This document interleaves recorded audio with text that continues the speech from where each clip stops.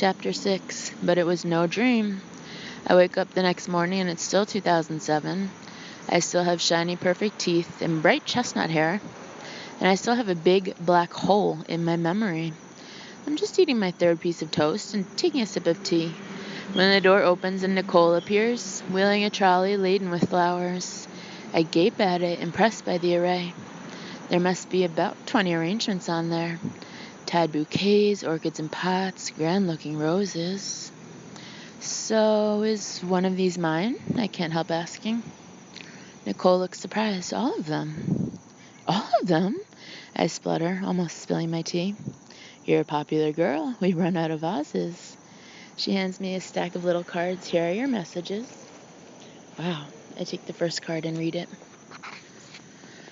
Lexi, darling girl, look after yourself. Get well. See you very soon. All my love, Rosalie. Rosalie? I don't know anyone called Rosalie. Bemused, I put it aside for later and read the next one. Best wishes and get well soon. Tim and Suki. I don't know Tim and Suki either. Lexi, get well soon. You'll soon be back to 300 reps from all your friends at the gym. 300 reps? Me? Well, I guess that would account for the muscled legs. I reach for the next card, and at last it's from people I actually know. Get well soon, Lexi. All best wishes from Phi, Debs, Carolyn, and everyone in flooring. As I read the familiar names, I feel a warm glow inside. It's stupid, but I almost thought my friends had forgotten all about me. Nicole interrupts my thoughts. So your husband's quite a stunner. Do you think so? I try to appear nonchalant. Yeah, he is quite nice looking, I suppose. He's amazing. And you know, he came around the ward yesterday thanking us all again for looking after you. Not many people do that. I've never been out with a guy like Eric in my life. I abandoned all pretense of being nonchalant. To be honest, I still can't believe he's my husband. I mean, me and him. There's a knock on the door. Nicole calls, "Come in." It opens, and in come Mum and Amy, both looking hot and sweaty, lugging between them about 6 shopping bags stuffed with photograph albums and envelopes. Good morning, Nicole smiles as she holds the door open. Lexi's feeling a lot better today, you'll be glad to hear. Oh, don't tell me she's remembered everything. Mum's face drops. After we've carried all these pictures all this way, do you know how heavy photograph albums are? And we couldn't find a space in the car park. Nicole cuts her off. She's still experiencing severe memory loss. Thank goodness for that. Mum suddenly notices Nicole's expression. I mean, Lexi, darling, we've brought some pictures to show you. Maybe they'll trigger your memory. I eye the bag of photos, suddenly excited. These pictures will tell my missing story. They'll show me my transformation from Snaggletooth to whoever I am now. Fire away. I put down all the flower messages and sit up. Show me my life. I'm learning a lot at this hospital stay. And one thing I've learned is if you have a relative with amnesia and want to trigger her memory, just show her any old picture, doesn't matter which one. It's 10 minutes later, but I haven't seen a single photo yet because Mom and Amy keep arguing about where to start. We don't want to overwhelm her, Mom keeps saying as they root through a bag of pictures. Now here we are. She picks up a photo in a cardboard frame. No way. Amy grabs it from her. I've got a zit on my chin. I look gross. Amy, it's a tiny pimple. You can hardly see it. Yes, you can. And this one is even grosser. She starts ripping both photographs into shreds. Here I am, waiting to learn all about my long-lost life, and Amy's destroying the evidence. I won't look at your zits, I call over. Just show me a picture. Anything. All right. Mom advances toward the bed, holding an unframed print. I'll hold it up, Lexi. Just look at the image carefully and see if it jogs anything. Ready? Mom turns the print around. It's a picture of a dog dressed up as Santa Claus. Mom, I try to control my frustration. Why are you showing me a dog? Darling, it's Tosca. Mom appears wounded. She would have looked very different in 2004. And here's Raphael with Amy last week, both looking lovely. I look hideous. Amy snatches a picture and rips it up before I can even see it. Stop ripping up the pictures. I almost yell, Mom, did you bring photographs of anything else, like people? Hey, Lexi, do you remember this? Amy comes forward holding up a distinctive necklace with a rose made out of jade. I squint at it, trying desperately to dredge some memory up. No, I say alas, it doesn't jog anything at all. Cool, can I have it then? Amy, says Mom. She riffles through the pictures in her hand with dissatisfaction. Maybe we should just wait for Eric to come with the wedding DVD. If that doesn't trigger your memory, nothing will. The wedding DVD. My wedding. Every time I think about this, my stomach curls up with a kind of excited, nervous anticipation. I have a wedding DVD. I had a wedding. The thought is alien. I can't even imagine myself as a bride. Did I wear a poofy dress with a train and a veil and some hideous floral headdress? I can't even bring myself to ask. So, he seems nice, I say. Eric, I mean, my husband. He's super, Mom nods absently, still leafing through pictures of dogs. He does a lot for charity, you know. Or the company does, I should say, but it's his own company, so it's all the same. He has his own company. I frowned, confused. I thought he was a real estate agent. It's a company that sells properties, darling. Big loft developments all over London. They sold off a large part of it last year, but he still retains a controlling interest. He made 10 million quid, says Amy, who's still crouched down by the bag of photos. He what? I stare at her. He's stinking rich. She looks up. Oh, come on. Don't say you hadn't guessed that. Amy, says Mom, don't be so vulgar. I can't quite speak. In fact, I'm feeling a bit faint. 10 million quid. There's a knock at the door. Lexi, may I come in? Oh my gosh, it's him. I hastily check my reflection and spray myself with some Chanel perfume that I found in the Louis Vuitton bag. Come in, Eric, calls Mom. The door swings open, and there he is, manhandling 2 shopping bags, another bunch of flowers, and a gift basket full of fruit. He's wearing a striped shirt and tan trousers, a yellow cashmere sweater, and loafers with tassels. Hi, darling. He puts all his stuff down on the floor, then comes over to the bed and kisses me gently on the cheek. How are you doing? Much better, thanks. I smile up at him. But she still doesn't know who you are. Amy puts in, you're just some guy in a yellow sweater. Eric doesn't look remotely fazed. Maybe he's used to Amy being bullshit. Well, we're going to tackle that today. He hefts one of the bags, sounding energized. I brought along photos, DVDs, souvenirs. Let's reintroduce you to your life. Barbara, why don't you put on the wedding DVD? He hands a shiny disc to Mom. And to get you started, Lexi, our wedding album. He heaves an expensive-looking calfskin album onto the bed, and I feel a twang of disbelief as I see the embossed words. Alexia and Eric, June 3rd, 2005. I open it and my stomach seems to drop a mile. I'm staring at a black and white photograph of me as a bride. I'm wearing a long white sheath dress, my hair's in a sleek knot, and I'm holding a minimalist bouquet of lilies, nothing poofy in sight. Wordlessly, I turn to the next page. There's Eric standing next to me, dressed in black tie. On the following page, we're holding glasses of champagne and smiling at each other. We look so glossy, like people in a magazine.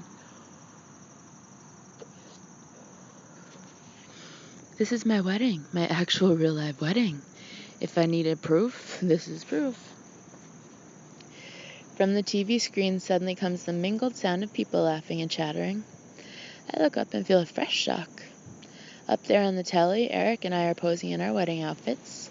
We're standing next to a huge white cake, holding a knife together, laughing at someone off screen. I can't take my eyes off myself. We chose not to record the ceremony, Eric is explaining. This is the party afterward. Right, my voice is a tad husky. I've never been sappy about weddings, but as I watch us cutting the cake, smiling for the cameras, posing again for someone who missed the shot, my nose starts to prickle. This is my wedding day, the so-called happiest day of my life, and I don't remember a thing about it. The camera swings around, catching the faces of people I don't recognize. I spot Mum in a navy suit and Amy wearing a purple strappy dress. We're in some huge modern-looking space with glass walls and trendy chairs and floral arrangements everywhere. And people are spilling out onto a wide terrace, champagne glasses in their hands. Where's this place, I ask. Sweetheart, Eric gives a disconcerted laugh. This is our home. Our home? But it's massive. Look at it. It's a penthouse, he nods. It's a nice size. A nice size? It's like a football field. My little ball and flat would probably fit on one of those rugs. And who's that? I pointed at a pretty girl in a baby pink strapless dress who's whispering in my ear. That's Rosalie, your best friend. My best friend? I've never seen this woman before in my life. She's skinny and tan with huge blue eyes, a massive bracelet on her wrist, and sunglasses pushed up on her blonde California girl hair. She sent me flowers, I suddenly remember. Darling girl, love Rosalie.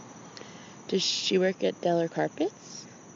No, Eric smiles as though I've cracked a joke. This bit is fun. He gestures toward the screen.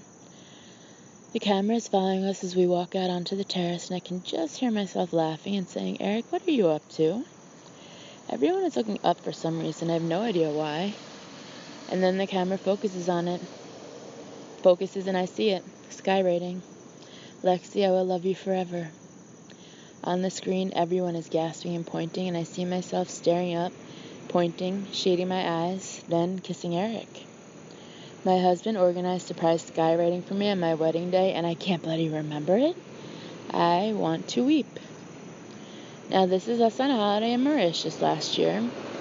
Eric has fast-forwarded the DVD, and I stare disbelievingly at the screen. Is that girl walking along the sand me? My hair is braided, and I'm tan and thin and wearing a red string bikini. I look like the kind of girl I'd normally gaze at with envy. And this is us at a charity ball. Eric's fast-forwarded, and there we are again. I'm wearing a slinky blue evening dress, dancing with Eric in a grand-looking ballroom. Eric is a very generous benefactor, Mom says, but I don't respond. I'm riveted by a handsome, dark-haired guy standing near the dance floor. Wait a moment, don't I know him from somewhere? I do. I definitely recognize him. At last. Lexi, Eric has noticed my expression. Is this jolting your memory? Yes, I can't help a joyful smile. I remember that guy on the left. I point at the screen. I'm not sure who he is exactly, but I know him really well. He's warm and funny, and I think maybe he's a doctor, or maybe I met him in a casino. Lexi, Eric gently cuts me off. That's George Clooney, the actor. He was a fellow guest at the ball. Oh, I rub my nose, discomfited. Oh, right. George Clooney. Of course it is. I'm a moron. I subside back onto my pillows, dispirited. When I think of all the hideous, mortifying things I can remember, having to eat semolina at school when I was 7 and nearly vomiting, wearing a white swimsuit when I was 15 and getting out of the pool and it was transparent and all the boys laughed. I remember that humiliation like it was yesterday. But I can't remember walking along a perfect sandy beach on Mauritius. I can't remember dancing with my husband at some grand ball. Hello, brain, do you have any priorities? I was reading up on amnesia last night, Amy says from her cross-legged position on the floor. You know which sense triggers memory the best? Smell. Maybe you should smell, Eric. It's true, Mom puts in unexpectedly. Like that chap Proust. One whiff of a fairy cake and everything came flooding back into his mind. Go on, Amy says encouragingly. It's worth a try, isn't it? I glance over at Eric, embarrassed. Would you mind if I smelled you, Eric? Not at all. It's worth a go. He sits on the bed and freeze frames the DVD. Should I lift my arms up, or... I guess so. Solemnly, Eric lifts his arms. I lean forward gingerly and sniff his armpit. I can smell soap and aftershave, and a mild, manly kind of smell, but nothing's rushing back into my brain. Except visions of George Clooney in Ocean's 11. I may not mention those. Anything? Eric is frozen, rigid in his arms up position. Nothing yet, I say after sniffing again. I mean, nothing very strong. You should smell his crotch, says Amy. Sweetheart, Mom says faintly. I can't help glancing down at Eric's crotch, the crotch I've married. Looks pretty generous, although you never can quite tell. I wonder... No, not the point right now. What you two should do is have sex, Amy says into the awkward silence, then snaps her gum. You need the pungent smell of each other's bodily... Amy! Mom cuts her off. Darling, that is quite enough. I'm just saying, it's nature's own amnesia cure. So, Eric drops his arms again. Not exactly the greatest success. No. Maybe Amy's right. Maybe we should have sex. I glance at Eric, and I'm convinced he's thinking the same thing. Never mind, it's still early days. Eric smiles as he closes the wedding album, but I can tell he's disappointed too. What if I never remember? I look around the room. What if all those memories are lost for good and I can never get them back, ever? As I look around at the concerned faces, I suddenly feel powerless and vulnerable. It's like that time my computer crashed and I lost all my email, only 1,000,000 times worse. The techie guy kept telling me I should have backed up my files. But how do you back up your own brain? In the afternoon, I see a neuropsychologist, Neil. He's a friendly guy in jeans. I sit at a table with him, taking tests, and I have to say I'm pretty good.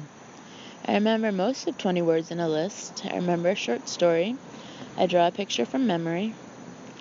You're functioning extremely well, Lexi, Neil says after he fills in the last checkbox. Your executive skills are there. Your short-term memory is pretty good considering you have no major cognitive problems, but you're suffering from a severe focal retrograde amnesia. It's very unusual, you know. But why? Well, it has to do with the way you hit your head. He leans forward, animated, draws an outline of a head on his pad of paper, and starts to fill in a brain. You've had what we call an acceleration-deceleration injury. When you hit the windshield, your brain was thrown around in your skull, and a small area of your brain was, shall we say, tweaked. It could be you've done damage to your warehouse of memories, or it could be that you've done damage to your ability to retrieve memories. In that case, the warehouse is intact, if you like, but you're unable to open the door. His eyes are shining as though this is all really fabulous and I should be thrilled with myself. Can't you give me an electric shock? I say in frustration, or hit me over the head or something. I'm afraid not. He looks amused. Contrary to popular belief, hitting an amnesiac over the head is not going to bring their memory back, so don't try that at home.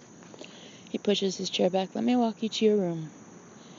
We arrive back at my room to find Mom and Amy still watching the home DVD while Eric talks on his cell phone.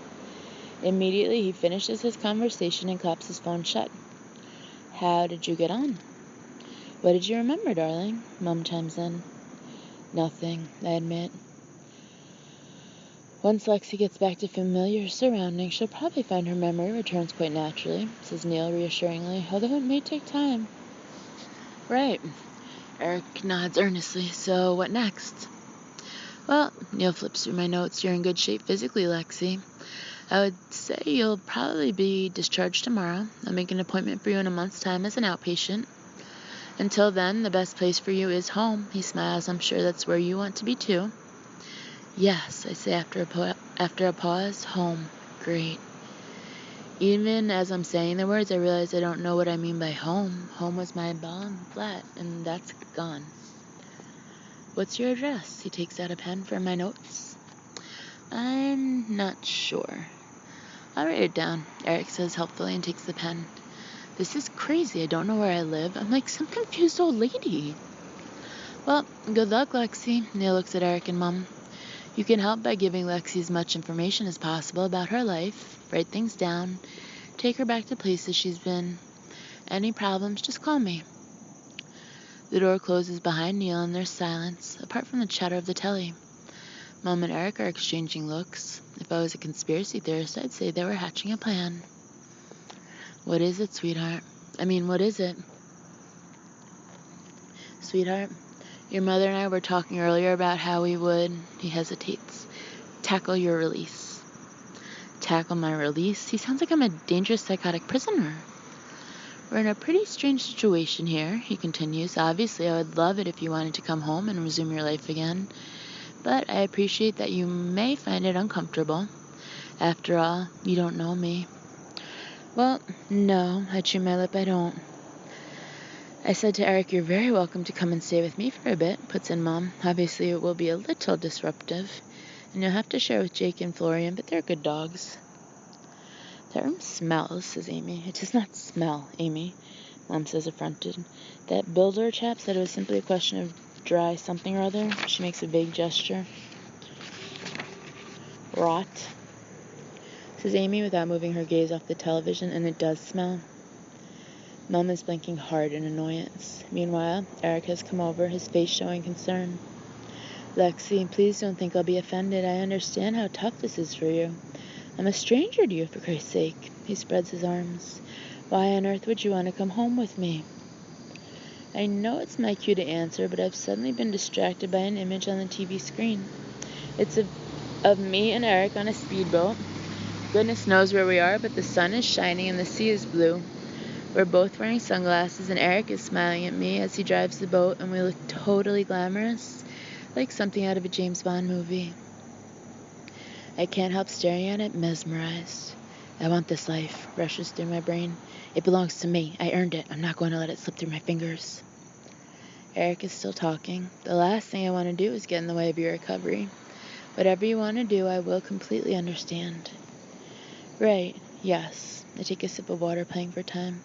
I'll just think about it for a few moments.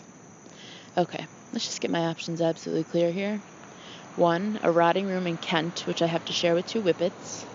2, a palatial loft in Kensington with Eric, my good-looking husband who can drive a speedboat. You know what, Eric? I say carefully, measuring out my words. I think I should come and live with you. Are you serious? His face lights up, but I can tell he's taken aback. You're my husband. I say I should be with you. But you don't remember me, he says uncertainly. You don't know me. I'll get to know you again, I say with growing enthusiasm.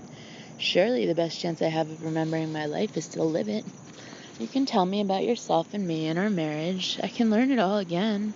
And that doctor said familiar circumstances would help. They'll trigger my retrieval system or whatever. I'm more and more positive about this. So I don't know anything about my husband or my life. The point is, I've married a good-looking multimillionaire who loves me and has a huge penthouse and brought me taupe roses. I'm not going to throw it all away just because of the small detail that I can't remember him. Everyone has to work at their marriage in some way or another. I just have to work at the remembering your husband part. Eric, I really want to come home with you, I say as sincerely as I can. I'm sure we have a great, loving marriage. We can work it out. It would be wonderful to have you back. Eric still looks troubled, but please don't feel any sense of obligation. I'm not doing this out of obligation. I'm doing it because it just feels right.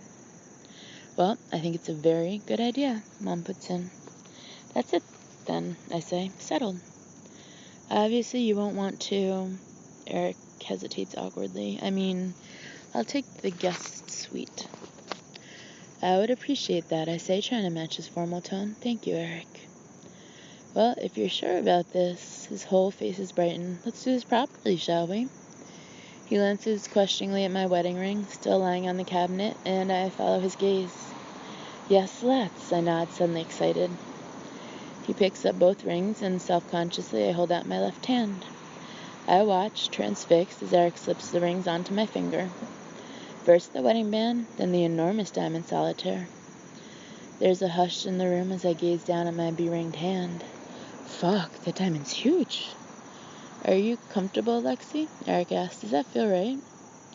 It feels great. Really? Just right. A huge smile looks across my face as I turn my hand this way and that. I feel like someone should throw confetti or sing the wedding march. 2 nights ago, I was being stood up in a crappy club by Loser Dave, and now I'm married.